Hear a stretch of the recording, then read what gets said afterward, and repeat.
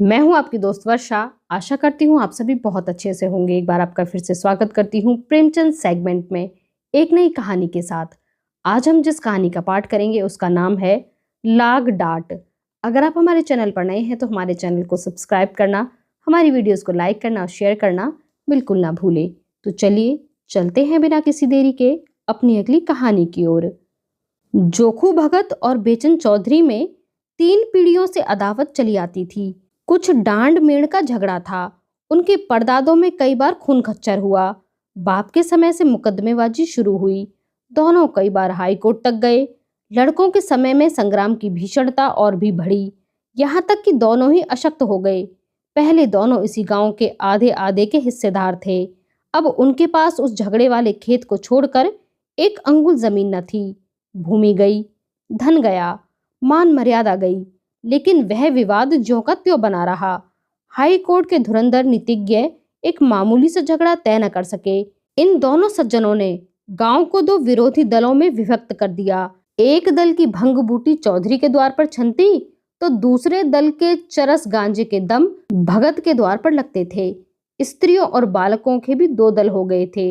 यहाँ तक कि दोनों सज्जनों के सामाजिक और धार्मिक विचारों में भी विभाजक रेखा खिंची हुई थी।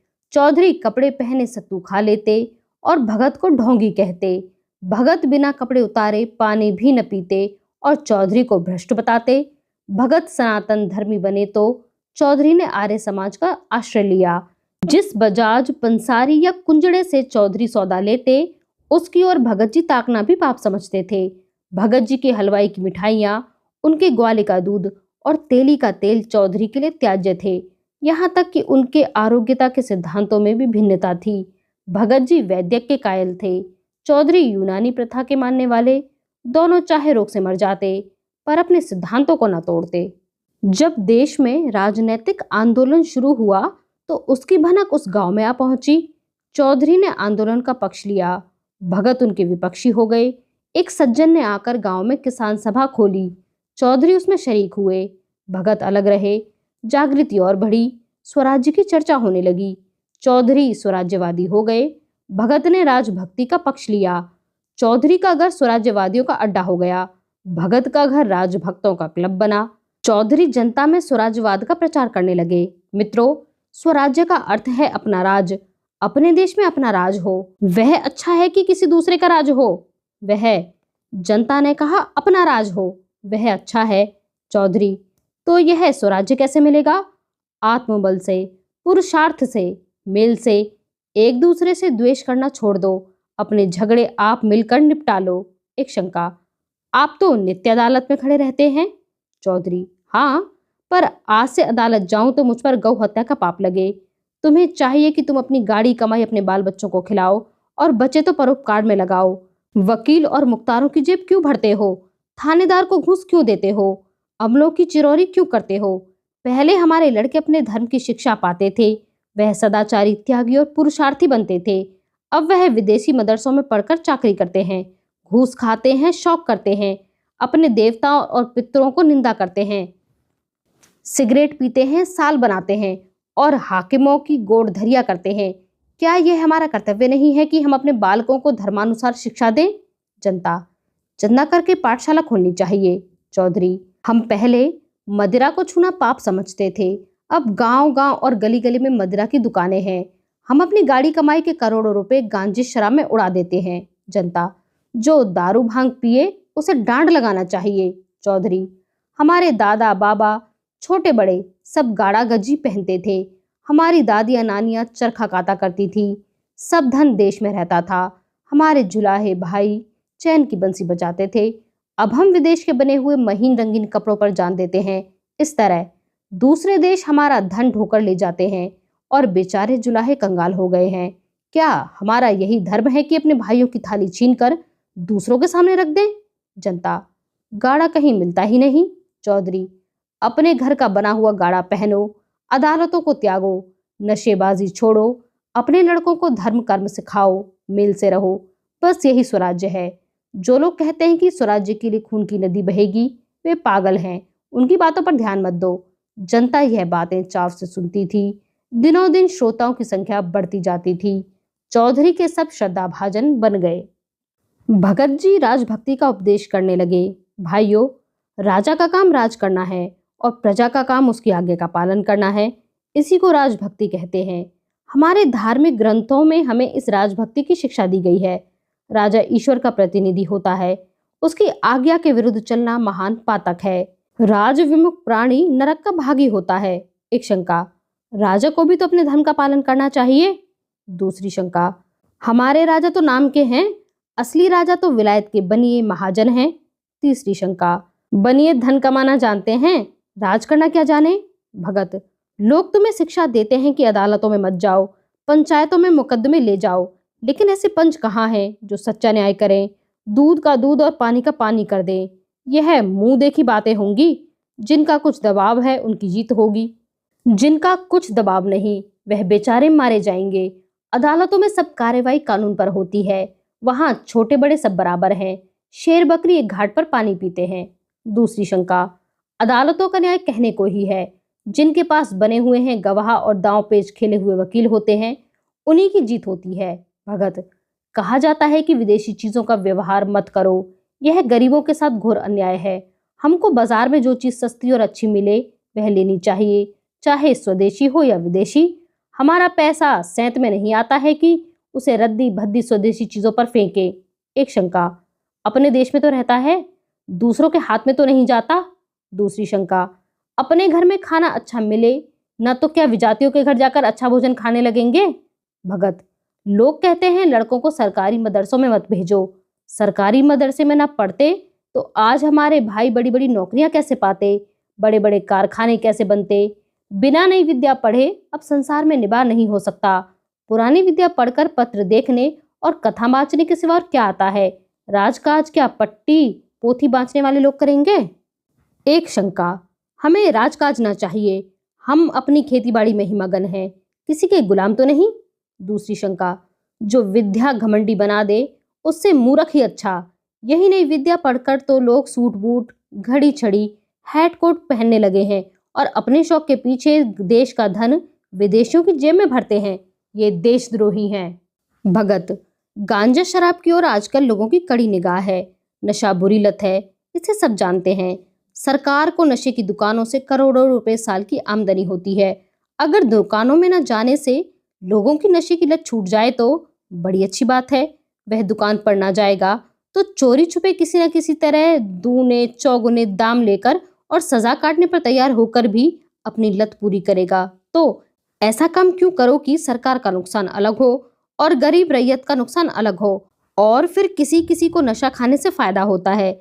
मैं ही एक दिन अफीम न खाऊं तो गांठों में दर्द होने लगता है, दम उखड़ जाए और सर्दी पकड़ ले। एक शंका, सरकार अधर्म से रुपया कमाती है, उसे यह उचित नहीं। अधर्मी के राज में रहकर प्रजा का कल्याण कैसे हो सकता है। दूसरी शंका, पहले दारू पिलाकर पागल बना दिया, लत पड़ी तो पैसे की चाट हुई। इतनी मजूरी किसको मिलती है कि रोटी कपड़ा भी चले और दारू शराब भी उड़े। या तो बाल बच्चों को भूखों मारो या चोरी करो, जुआ खेलो और बेईमानी करो। शराब की दुकान क्या है, हमारी गुलामी का अड्डा है। चौधरी के उपदेश सुनने के लिए जनता टूटती थी। लोगों को खड़े होने की जगह न मिलती। दिनों दिन चौधरी का मान बढ़ने लगा। उनके यहाँ नित्य पंचायतों की, राष्ट्र उन्नति की चर्चा होने लगी। जनता को इन बातों में बड़ा आनंद और उत्साह होता। उनके राजनीतिक ज्ञान की वृद्धि होती। वह अपना गौरव और महत्व समझने लगे। उन्हें अपनी सत्ता का अनुभव होने लगा। निरंकुशता और अन्याय पर अब उनकी त्योरियां चढ़ने लगी।